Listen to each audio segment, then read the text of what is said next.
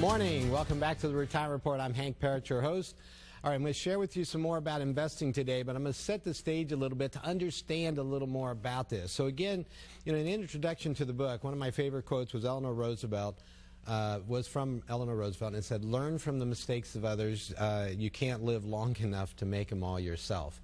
And this is one of the things with the science of investing. When you look at the father of modern portfolio theory, Dr. Harry Markowitz, who won a Nobel Prize back in 1990, in fact, for his work in the Efficient Frontier and developing that, but in basically in equity research. And it was talking about how the importance of asset allocation in determining how to reduce risk in your portfolio and also get that desired rate of return, that is to equal a market return but with less risk.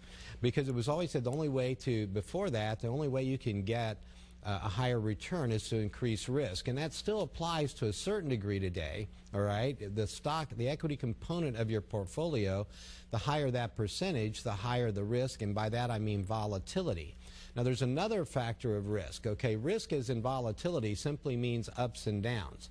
There's another part to risk, though, where you could actually lose all your money, and that's where typically if someone puts a lot of money, let's say, into a single stock, and that company either goes bankrupt, like say a General Motors, for example, even though that company still exists, people that owned stock prior to the bankruptcy lost all that money, okay? Their stocks became worthless. Kmart's another example of that. So this is one. And then you have companies, of course, like Service Merchandise, which are no longer around at all.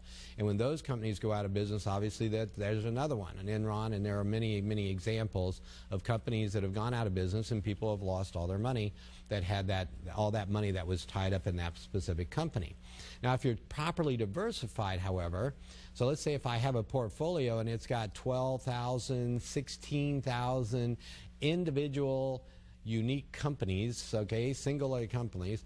Now, if one or two companies go out of business out of thousands, that's not going to have a dramatic impact on my portfolio. And that's the importance of diversification. But it also, we got to also apply the principle of asset allocation, again, going back with Dr. Markowitz's work. And then going forward to 2013, just a couple of years ago, when Dr. Eugene Fama won the Nobel Prize, also in economics, also for his equity research and developing what was then known as the three-factor model. And we're going to talk about how that three-factor model, how you can use that in asset allocation, and that's the biggest determinant of what you're going to get for a return on your portfolio. And it's so important to understand this. There are myths of investing, okay, like stock picking. This is where money managers, remember when I was talking about when I first started out, I would get these mutual funds and then I would start making my own portfolios. And through those portfolios, I would find, that I would get frustrated again. I would be picking the best mutual funds out there, the ones in the top percentages that had beaten the market consistently, and I'd be doing reviews and it'd be underperforming the market, and I'd get so frustrated. How can these people do this? And I learned that basically it would just so happen there's always going to be someone that beats the market in that mutual fund universe. However, it's just because they just got lucky and had the right thing at the right time, not through an actual skill set. Otherwise, it would always be able to continue to do that, and we see that's not the case. So when you're looking then, remember I talked about we do a risk tolerance questionnaire. That was the way I would start out, and then I would put together that portfolio, and I would, as I said, this is how I would design it. Well, I learned basically that the problem with the way those were designed is that those money managers underperforming after showing good results was because of active management, this buying and selling, this stock selection. They would go into and look at the S&P 500 index, for instance, and they would say, this 50 or this 100 or this 150 or 200 stocks are going to outperform the whole of the 500. We're going to not take these others that are not going to do so well, and that's the premise, let's say, on an actively managed large cap mutual fund. What's the reality? Well, according to Dalbar, an independent research group, the average investor gets about 1/3 of what that index would provide them if they just went out and bought an index fund. An S&P 500 index fund is an example. They would get 3 times the result that they are getting using active management.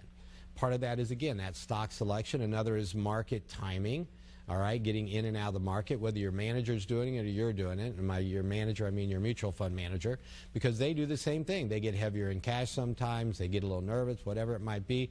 Maybe they even switch around. They start out as a small cap and they start adding mid caps into it. There's so many ways that they can skew the result that you can get if you just apply the science of investing. So when we're looking at that, we learn from the past a little bit here, okay? Understanding the things that worked in the past. Think about it this way. 30 years ago, when what did we see? We saw in the 80s and 90s the two biggest back-to-back decades, back-to-back stock market returns, if you will, averages, in the history of the market. Those 2 decades, from the 80s and 90s, we were seeing double-digit returns, 10, 12% and more. And we thought that was normal, okay, because we'd gotten used to it over a 20-year period. And we've come to find out since then, since 2000, in fact, what's happened. So we went from 10 and 12% returns. If you look at the last 30 years, you can see it's 10% return average, with the average investor, by the way, only getting about 3% of that. All right, what's happened since? From 2000 through 2015, the average stock market return is actually less than 4%. Now, this is very interesting in a number of ways. One is the average, the S&P 500 index average return of under 4% over the last 15, 16 years, okay? So what a change from the 80s and the 90s. So can we invest the same as we did in the 80s and 90s, when you could pretty much almost get, it didn't matter how you invested, everything was doing so well, you would probably do okay. Today, it's more important than ever to understand how investing works so that you can get the best return needed. Now, remember I told you about the old way, right, about risk tolerance questionnaires and how, you know, we would look to get the biggest return we can based on how much risk you can take? Well, here's the other part now. Here's the new way, all right, the new approach, if you will. Here's how I work with my clients. We come in and we start with setting up a financial plan. So how do we do that? We look at what you have for income, what you have for expenses, your monthly expenses, what you have for assets, and what you have for liabilities. We then look to what what that's going to look like over time. Are there going to be any kind of major changes you're aware of? Is it going to pretty much stay the same? Maybe some kind of cost of living increases. We're going to have to apply inflation to those expenses. We're going to look at the time when you retire. How are things going to change then? What are you going to get from Social Security? Are you going to have a pension? What other income streams are going to be available to you? All of that is a part of that planning, okay? So we start there. And then we determine from that what rate of return, first off, also a savings rate. How much are you saving, okay, putting away for retirement? And then we're going to look at that part, and we're going to say, well, if you keep doing what you're doing, and let's say you earn 4% on your money, because, right, that's what's happened over the last 15, 16 years. So we're going to ignore the 80s and 90s. Who knows if we'll ever see that again, right, or when that might occur. So let's stick with the most recent history, and let me take that a step further. It's not just the fact that over the last 15, 16 years it's averaged 4%.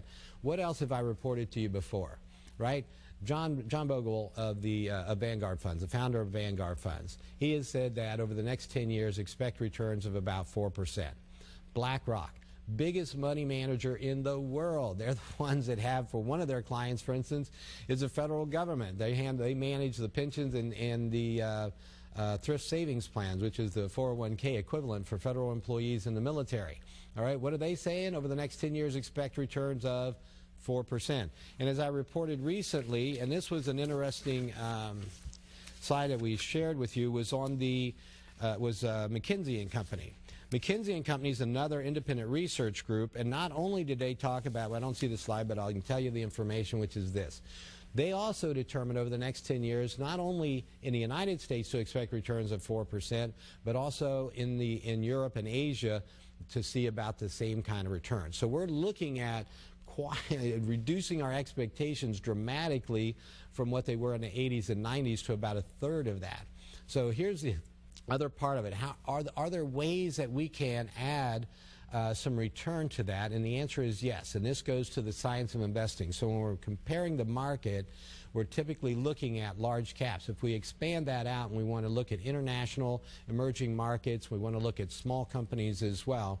And why are we looking at these? Because when Dr. Eugene Fama won the Nobel Prize I mentioned in 2013 for his equity research, it was about putting together certain asset categories that had a negative correlation.